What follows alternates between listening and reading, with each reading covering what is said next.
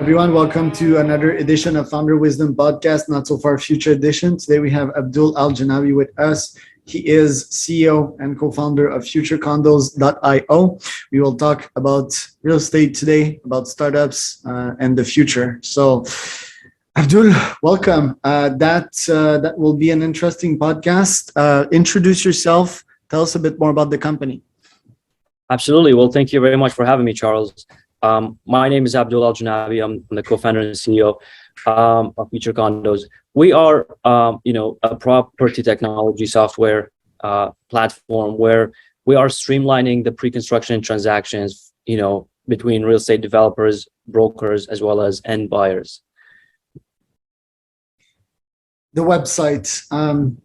I see a bunch of condos that I can potentially buy. You told me that you were just redirecting towards the website of other real estate selling type of companies, managers, I guess, property managers, you could say. So you told me that you were going to add some payments eventually to the website. So when do you have planned to do that? And would it only be for cash downs?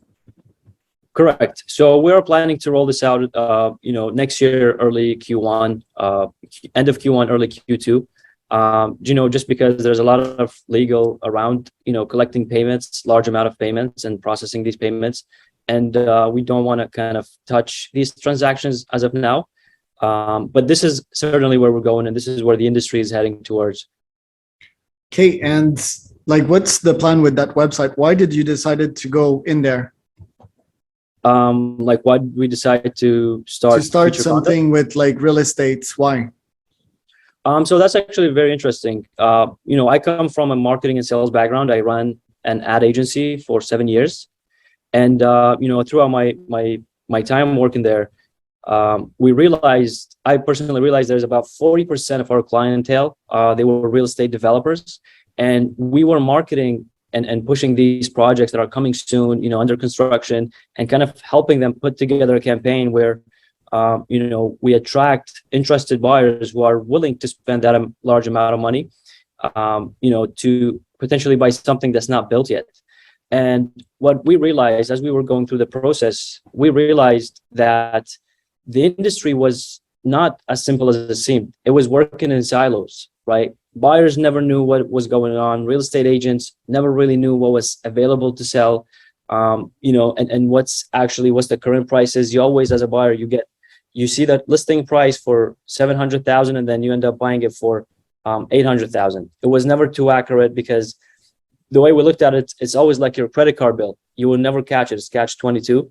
And for developers, they had no technology whatsoever to manage these large properties. You have buildings with 300 units, right? All managed through Excel sheets. And we all know how hard Excel sheets to work with. Back in 2 decades back, it was like a blessing when they were introduced. But now it's like, the industry is moving way too fast. Economy is moving faster, and the convenience, the buyer's convenience is at the forefront of every other value proposition. So, to provide that kind of software for developers where they can easily integrate and manage their properties and keep all the inventories in real time, so they could share it with the brokers, they could share it with the end buyer, and everybody will be informed in terms of what prices are right now, what price changes, any other incentives, and how many buyers are actually purchased in this location, right? Yeah. And so from there, we knew that there was a big problem. So we ran a small test to just see that this is actually a viable product, a viable idea. We always wanted to kind of streamline everything, but the problem is it's so difficult. It's so hard to streamline something, especially like a real estate, because it's so regulated, right? Data is so sensitive to share. You have to be careful with what you import, what you display, what you tell customers. And if you are the mediator in the middle to kind of aggregate all the data and show it, it's so much risk. And it costs a lot of money to build an infrastructure like this. So we started with what we know best.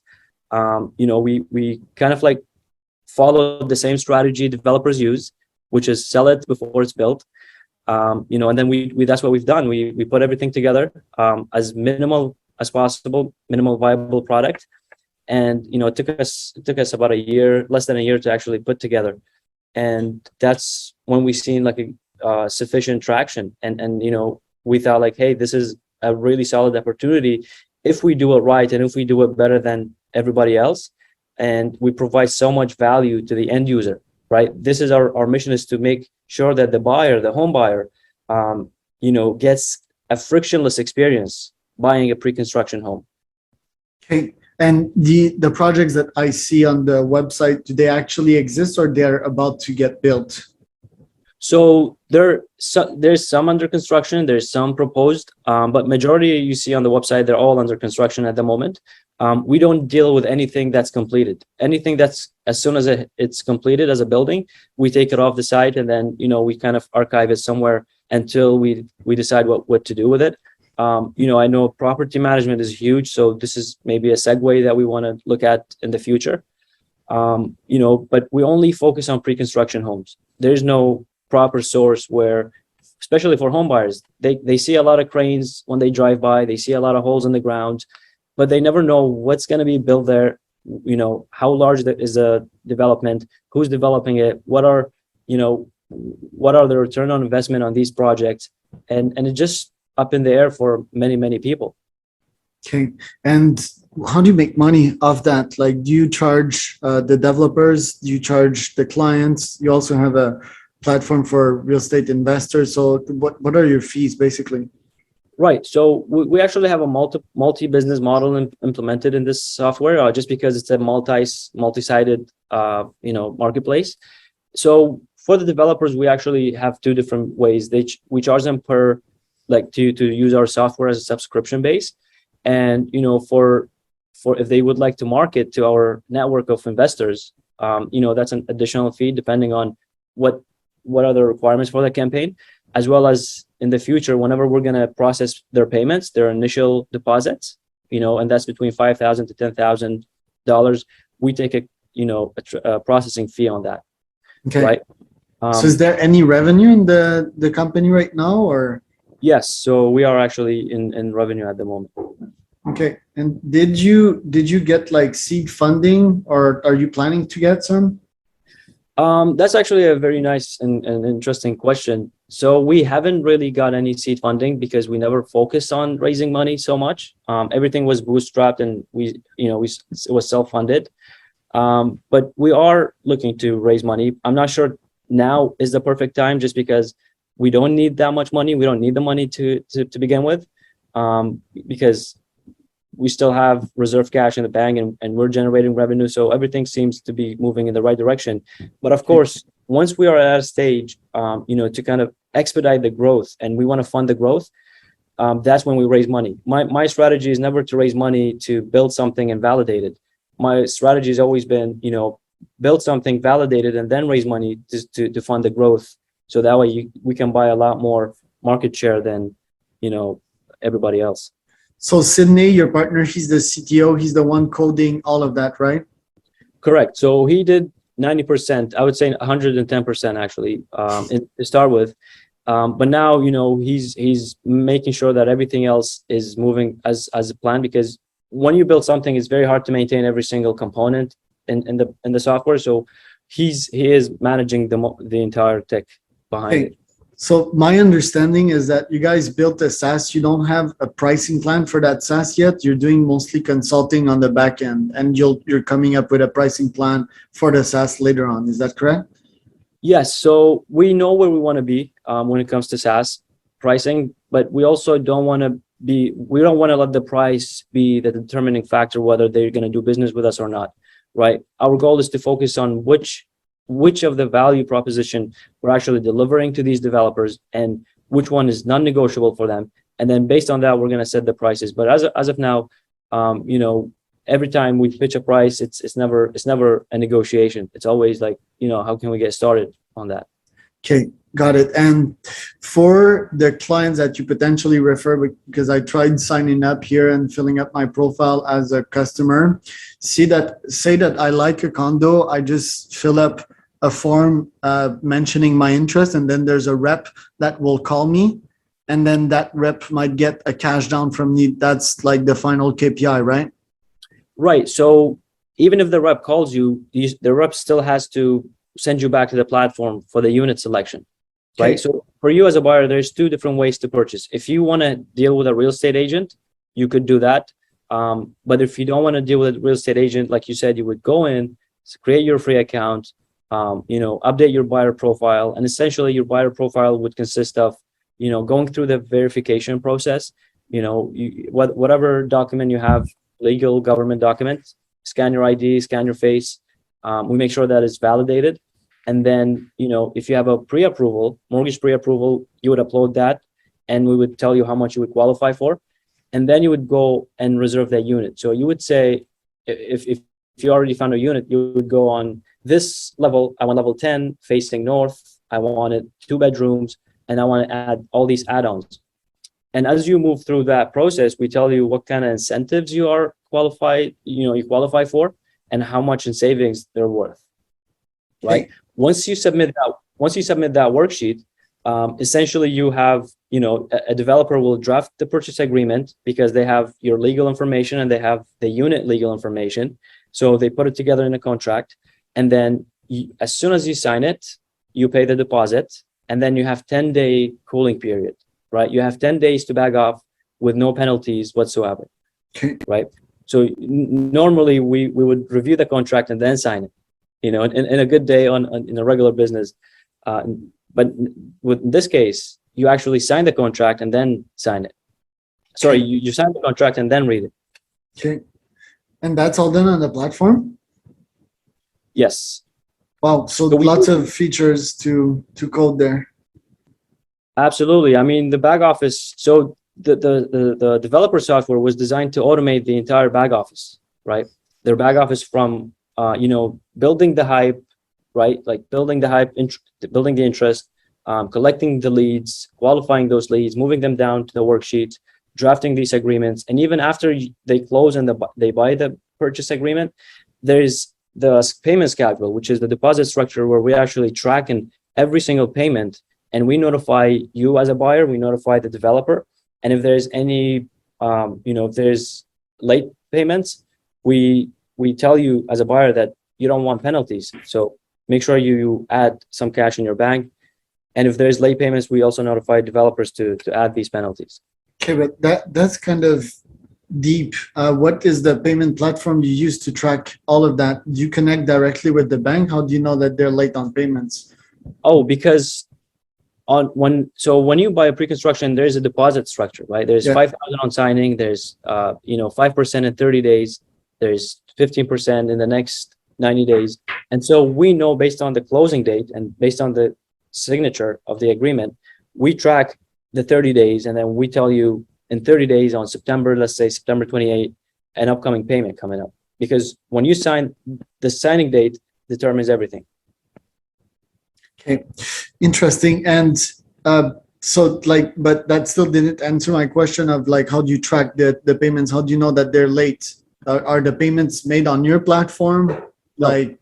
No, so there's a rep. So usually these payments go in a trust account, right? The developer's trust account. And so the lawyers will be depositing these post-dated checks every single time it's due. And then if they deposited and it didn't go through, we would tell you that this payment did not go through. Or if the developer forgot to deposit that check and they don't change the status, we tell you that this was a late payment. Okay. And regarding your plans to take the payments, let's say, how would you do that? Because that would even be deeper. And you told me that there's obviously legal implications. Couldn't you just do that with Stripe, let's say, and collect the payments and get your fees that way? Or so that's a very interesting question. So if we do the entire transaction on Stripe charges 2.9% processing fee. Yeah. And so 2.9% of $1 million, unit, it's almost an agent's commission. Yeah. Right. So for that reason, we only charge that we process these payments for the first deposit because it would make sense. Otherwise, the other checks would not be feasible for anyone to process and then pay fees on top of that. Yeah. Because that would take away. Yeah. 2.9% is like way too high. They're gonna get way more competition the next few times. Yes, I'm waiting for that. We're Same all here. Yeah. And okay, let's say that the payment goes through and all of that. So why?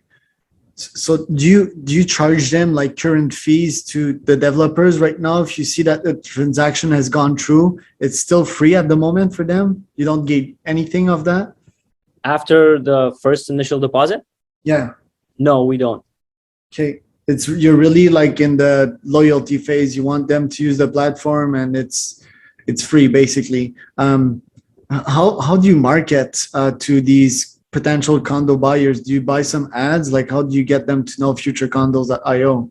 Right. So for the end users, right now we're getting some traction from the SEO. It's still taking time. On top of that, we're doing a lot of paid ads. We're doing social ads. We're doing, search ads, as well as every time a developer comes on board, they have their own list, right? So let's say a developer comes on board, agents come on board. Each of these entities, they would have their own email list. And because we provide that reservation flow for them in real time and all the, softwares, they're more likely to share that link with their customers, and their customers come on the platform and they become our customers, our users, right? Okay. Got it. So, I mean, it's an interesting model. I think it can potentially scale. I'm curious, you seem to have launched during COVID almost. So what was the real estate market pre-COVID, during COVID, and post-COVID, and how did that impacted your startup? Right. So pre-COVID, so the real estate market in Canada on good markets, I'm not talking about what's going to happen next, but usually it's pretty steady and grows really high, because we always have less supply and we have more demand, and that's because the immigration and real estate always correlate together. But pre-COVID it was growing sustainably. Every year would go about 12% a year in growth. But when COVID hit, everybody thought that this market will collapse, which it did. It did not collapse fully. It just went down for 1 month. And then right after that, everything spiked back up. So it kind of doubled from the pre-COVID, right? And then that's where people really started to buy into that. And because there's a lot of subsidiary, the governments were giving a lot of money to almost everyone who qualifies and doesn't qualify. Some of the smart people who got this kind of money, they wanted to buy the pre-construction, right? And buy these units so they can build up assets rather than just kind of spend it on liabilities. And because pre-construction, when you buy a pre-construction, you don't have to come up with the full lump sum amount of a 20%, right? It's kind of paid over a year or 2 years, depending on the developer. And you don't need a mortgage right away. So you just make a couple payments and you own real estate that, you build equity with. Yeah. So Toronto, is there a real estate bubble in there? And do you think it's going to pop anytime soon? So that's a very interesting question. I think the Canadian market, if anything pops, the entire economy pops, right? It's not like the real estate market will pop and then everything else will remain. Yeah. Because the kind of bubble we have in Canada, it's not a one single bubble. I think we kind of briefly talked about this before. It's a multi-layer bubble. So there's a small bubble and then there's a bigger one and a bigger one, a bigger one.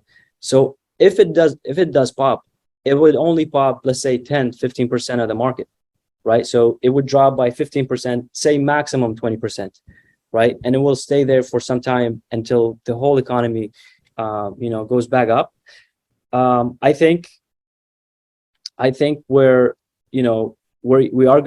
experiencing some tough times, especially for developers right now, just because a lot of buyers right now are not really pulling the trigger because they see a little bit of the decline, and nobody wants to buy the dip. I mean, nobody wants to buy the spike, right? They want to wait to completely dips. And so because developers cannot really build until they have the construction financing in place.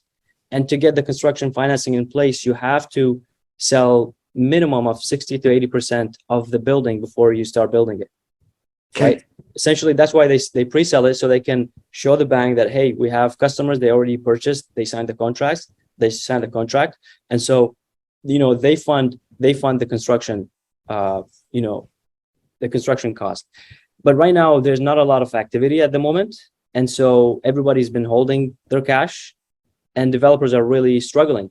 We're not going to see any more new inventory coming up soon in the next 6 months to a year. Okay.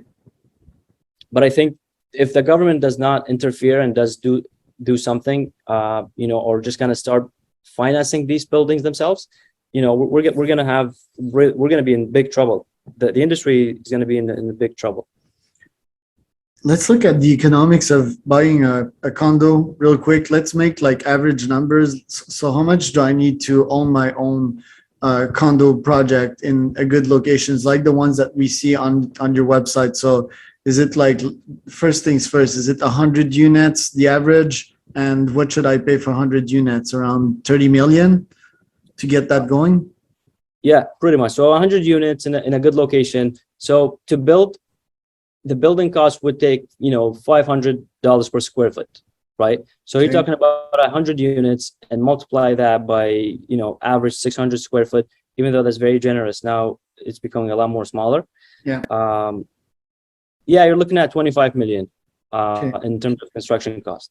25 million. Okay. And how quick can I get my money back, knowing that I have 100 units? They pay to get the condo, and they have monthly costs as well. Do I make a profit off that? What are the economics here? For you as a developer? Yeah. So for you as a developer, you would make your money pretty much in the next 2 or 3 years, because when you open the sales events, right, you have 3 phases pretty much. In Toronto, it's always 3 phases, and a phase is you would never release 100 units all at once.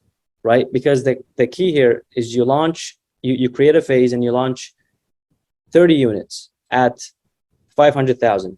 When it's sold out, next phase is going to be 600,000 and you release another 30. And so the prices keep growing incrementally. Once you sell 80%, you have your money ready you have it ready to claim in the next 2 or 3 years once completed. Okay, right? So But yeah, now, let's say on the second unit, I'd be on the second phase, I'd be making my money, and the third phase, I'm doubling my invest. So I'm having like a huge return on investment, making probably 25 million of the 20. So I'm like 25 million plus in profits, right? Is that probably somewhat the economics there? Not profit. So you would make on top of the cost. So if you build it for $500 per square foot, you would aim to sell it for $900 to $1,000 per square foot. But that cost, the government takes about 30 to 35% of that amount. Holy shit. Yes. And this is why the housing affordability is not really affordable anymore, because the governments have to do something, right? They charge you this amount because when you build a new project, they want to make sure that they build the entire infrastructure around it, right? Okay. And they estimate that these costs will cover everything else. Okay. And these costs is not paid by the developer. Usually it's passed down to the buyer. Okay. And aside from this, there's all the other fees, like construction fees are huge. Now, with the wood prices going really high, construction workers we have low amount of headcount when it comes to construction workers. Okay. A lot of them are on strike because they all belong to a single union. Okay. And wow. So it's really risky to. So let's say off my 25 million investment, how much profits can I make off that? So you could probably make between 5 and 10. And then there's my investors, there's the bank, and we're probably more than one partners in that project. So let's say that I get at the end of the day probably $1 million in my pockets, and then I have taxes to pay on that too. No, when you develop, you have tax benefits. Okay. They would give you a break. And it can take like up to 3 years to build one condo. So it's not that attractive unless I do it at a scale, right? Absolutely. That's why you see like the same developer. Sometimes developers cancel these projects and it hurts their name really bad, because for a home buyer, they take this very seriously. It takes them a lot of time to know I need to buy a home. And once I buy a home, you cancel it. And 2 years after, because your cost went up, it's not fair for me. So it is not feasible, but if you're efficient enough, if you have your own construction, people, if you have everything dialed in, then you'll be able to actually make a lot of money with this Okay. project. And keep in mind, a lot of these developers, they don't sell 100% of the building. They only want to sell just enough to get the construction financing, and they want to keep all the other units to themselves so they can sell it at a few years from now at a premium price, especially penthouses. You never see penthouses selling in pre-con, never, unless the developer is really, in need for that cash. Otherwise, they would cancel the project, but they will never sell it. So what do they do with the penthouse? They sell it keep it. later? They keep it Yes. for themselves? Yeah, they keep it, they furnish it, they make sure that they have all the premium finishes, and then they sell it to, European billionaires. Okay, so for a million plus. Okay. Yeah, especially in Toronto. Okay, last but not least, what are the economics of future condos? Let's say that you charge a transaction fee in the future of like 1% on these huge transactions. Would that be the business model? And would that be more attractive than building the condos yourself? Not necessarily. So the whole point is we want to be embedded in this industry. We want to be embedded first, right? So that's why it's not the full business model. It's going to take, 15 years until we hit where we want to be, right? Charging these transaction fees will only allow us to scale faster and be able to scale at different, locations like US, Brazil, Turkey, Dubai. Every single country will have the same. They do have the same mechanics when they're selling pre-construction. The only difference is the financings and the financial system. So if we can build something where we can comply with almost every country, that's what we want to be. And Okay. then obviously, like we want to go deeper into looking at how we can make these units, these buildings, how can we build them faster and make them more efficient and cost effective for end users, right? Okay. Even selling these units, because right now developers pay 4% to real estate agents. Yeah. And real estate agents, as much as I really hate to say this, I do hate to say this, but but on a good market, they never really earn their money. In Yeah. markets like this where it's declining, that's where they have to earn the money and work really hard. Yeah. But they make 4% selling something that doesn't exist, and they don't have to do a lot of work. That's $40,000, per unit. Yeah, correct. No, you're right. And I guess your plan, so yeah, it would be lower commission, still would be lots of money in your pocket. And eventually you'd exit out of that business, say that would be generating, I don't know, 5 to 10 million a year in like a couple years from now. So that would be the model, right? 5 to 10. I think that's, no, I think it's way more than that. In the next, if all the models are working as planned. Okay. Very interesting. I think, legality and, compliance might also be the complex side of it. Maybe, getting a partner fully dedicated to that. My understanding is that your role is like the sales and marketing role, and your partner is CTO / technical guy, right? Yeah. Okay. Are you planning to onboard like more team members / equity co-founders? So we are open to that. We haven't found somebody where we can actually trust enough to know that they share the same goals as we do. Okay. And they share the same work ethic and the same vision. But we're definitely open to have these discussions with the right people. Definitely this will be an add-on to the team. But okay. we have people that are they don't have any equity working with us. But we created a pool for every single one of them vesting. Right. So super cool. Me and my co-founder will put a bond together for them, and then, they will be paid in stocks. Nice. Last question for you. What advice would you have for co-founders that are starting out there?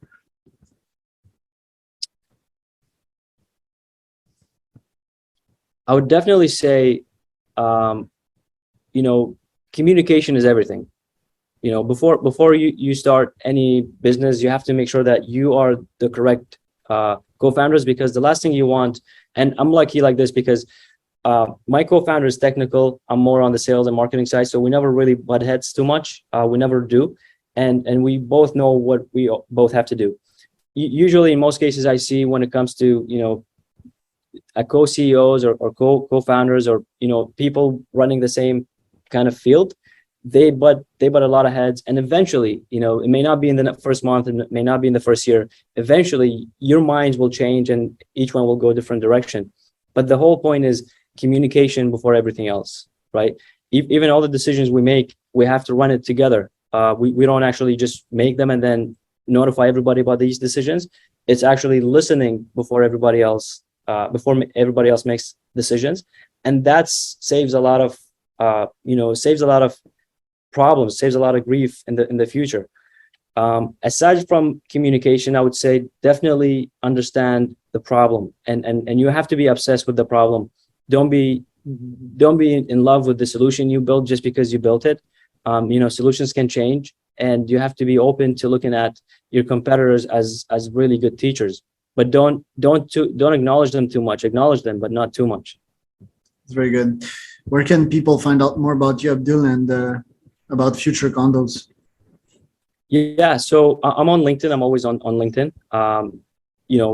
They can search me up, Abdul Al Janabi, or my email is aljanabi@futurecondos.io, and they could find futurecondos.io on Google or on my LinkedIn page.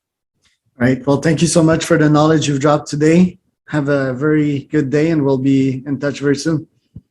Absolutely. Thank you very much for having me, Charles. Peace out. Bye.